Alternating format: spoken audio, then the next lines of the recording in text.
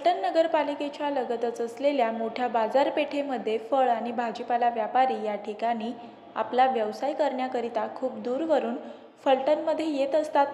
तसेच या ठिकाणी काही स्थानिक दुकानदार देखील आपला व्यापार करत आहेत। याच बाजारपेठेत एक सार्वजनिक शौचालय असून त्याची निगा ठेवण्यासाठी नगरपालिकेकडून कोणीही उपलब्ध नाही आहे। याबाबतची तक्रार वारंवार फलटण नगरपालिकेला लेखी स्वरूपात देऊन देखील आज तागायत या ठिकाणी स्वच्छता करण्यात आलेली नसून या ठिकाणी शौचालयामधून येणाऱ्या पाण्याचे पाईप फुटलेले आहेत, सोबतच चेंबर देखील उघडे पडले आहेत। याबरोबरच व्यापारी त्यांची नासलेली भाजी आणि फळे याच ठिकाणी टाकून देतात, ज्यामुळे रोगराई पसरणे सहज शक्य होते।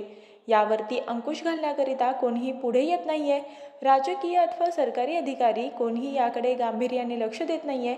मग याकडे फलटण नगरपालिका तरी कधी लक्ष देणार असा सवाल येथील स्थानिक व्यापारी वर्गाला पडलेला दिसत असून यावर कोणीही कारवाई करायचे मनावर घेत नाहीये।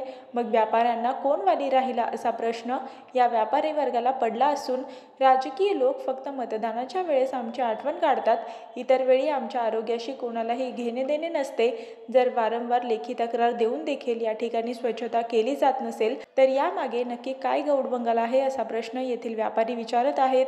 एवढेच नव्हे तर याच बाजारपेठेमध्ये मागील काही दिवसांपूर्वी एका व्यापाऱ्याकडून चाकूचा धाक दाखवून लुटण्याचा प्रयत्न केला जात होता।